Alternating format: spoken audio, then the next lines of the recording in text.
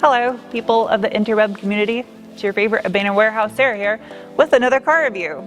And today I have a 2021 Toyota Supra, and it's yellow, and yes, I matched that on purpose. I have a weird addiction with matching things. Anyway, I did review the 2020 several months back, but the 2021 has some significant changes that happened underneath the hood, which is weird because it's only been one model year. But I'll get to that in a little bit. This color right here, called Nitro Yellow, looks oddly familiar to Yuzu Yellow that was found on the old Scion FRS Series 1.0 back in like 2014, 2015-ish. Does it not? It's crazy just how different one of these cars is in person versus in a picture or even online in a video. And it's areas like this that you really have to appreciate with all these weird curves and lines. It's almost organic looking. Leave a comment down below if you can actually spot the change that happened for 2021 somewhere in this vicinity. No, it's not the wheels. Other than that, not a lot has changed visually for 21, other than the addition of a new special edition, which I'm kind of obsessed with because of the little stripey boy on the back. I think that looks really cute. And the lip spoiler and the all black wheels. I can't help but love the concavity, if that's actually even a word, of the OEM wheels on the Supra.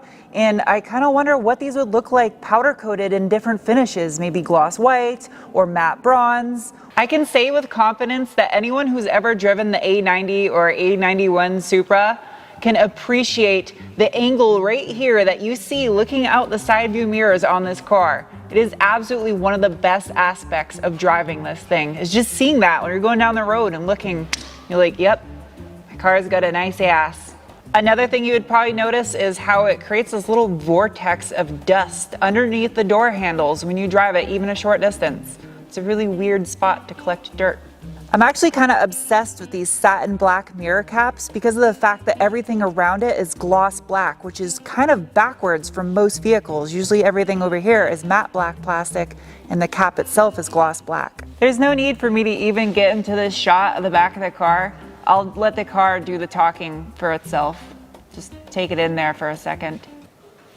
If there's one thing Toyota should have changed though for 2021 is they should have added an easy accessible hatch popper button up underneath here by where the license plate is. I don't know how many times I squeeze these lights down here or the backup camera trying to find a button. It's kind of aggravating.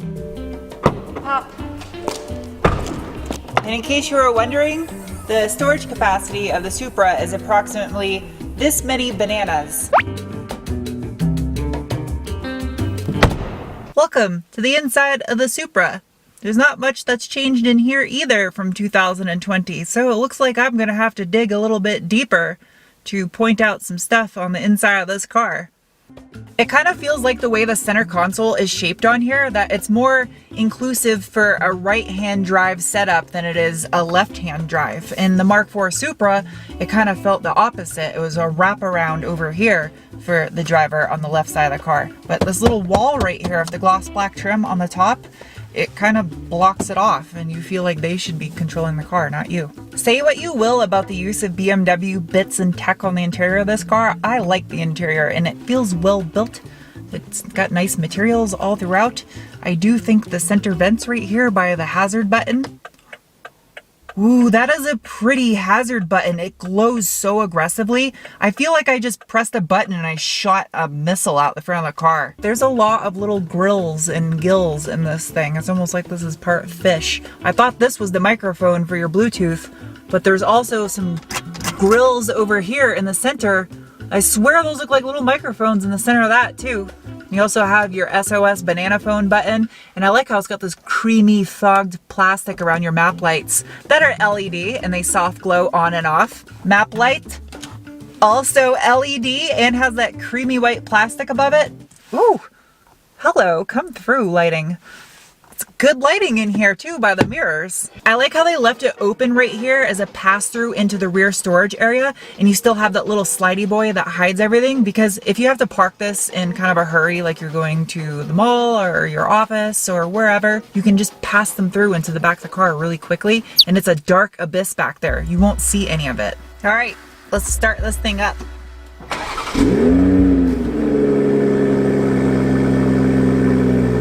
Normal mode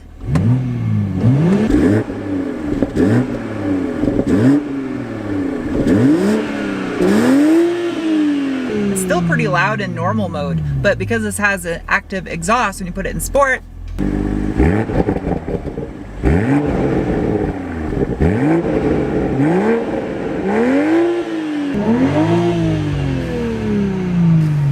it seems like it's a little less poppy than the 2020 model. Not as gurgly and raspy and aggressive. Still sounds good though. For 2021, no matter what model of Supra you get, they all come with the same 8.8-inch display, which is kind of nice because I wouldn't want anything smaller than this. I think this is perfect size for in this car. The infotainment system I still feel the same about. It's just kind of awkward to use, although the rotary dial on this little knob here in the center, I like. And it actually has the feature in the center where you can write in letters and spell stuff out. It reminds me of something that you'd see in a Lexus, how it has a little touchpad. Same with this. I like that this is a global market car because over here near your headlight button, there's also a parking left and a parking right button. So if you were to park this on the side of a road in a European country, you can turn on one of those two parking lights to let drivers on the road know that your vehicle is parked there. Something we don't really do here in America, but it's a nice feature that it's included.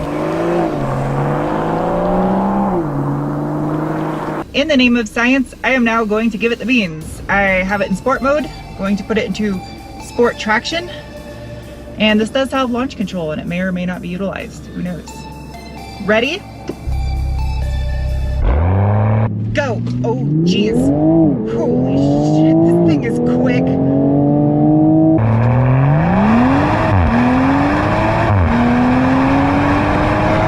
Alright, good enough.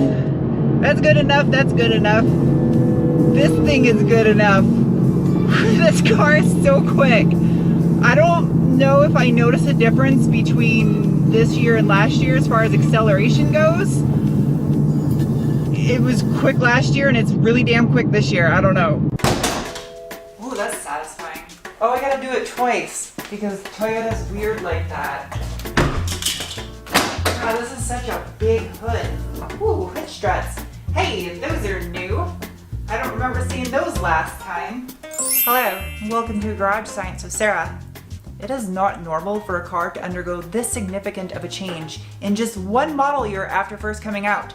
However, it is a good change, and this is another reason why you don't buy the first model year of a car.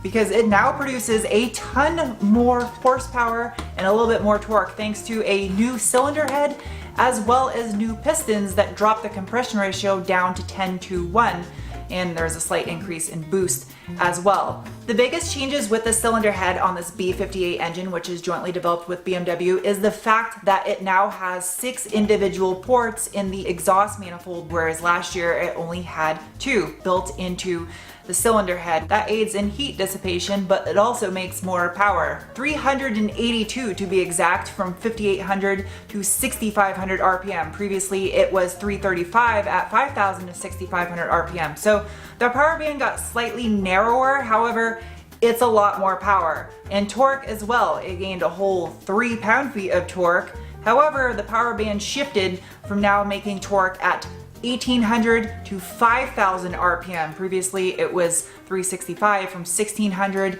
to 4,500 RPM. All right, it's time for the braking test. No one behind me? This is gonna suck. Go. Oh, no, no, no, no. Ouch. Oh, that's good. Hello, I'm back. The drivetrain in the Supra is still the same ZF8 HP 8-speed automatic transmission as the only option available, and maybe, hopefully, eventually, they'll offer a manual transmission version. I'm thinking the new Z that's coming out is probably gonna push them into that direction because the Z's coming with a manual, so Toyota's gonna have to keep up.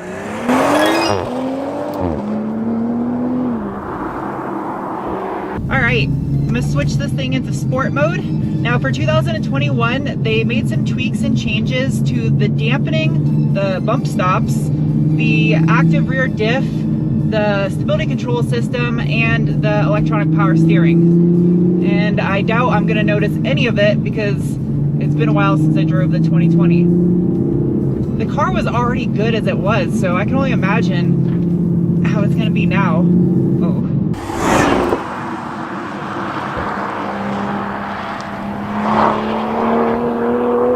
Oh, yep, there's some power.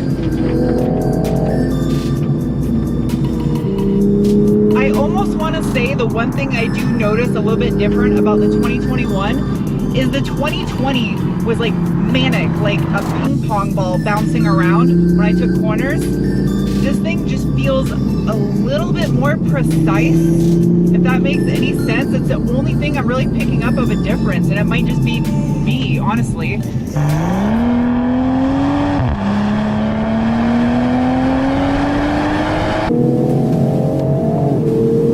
God, this thing is so quick. Yep, brakes work great.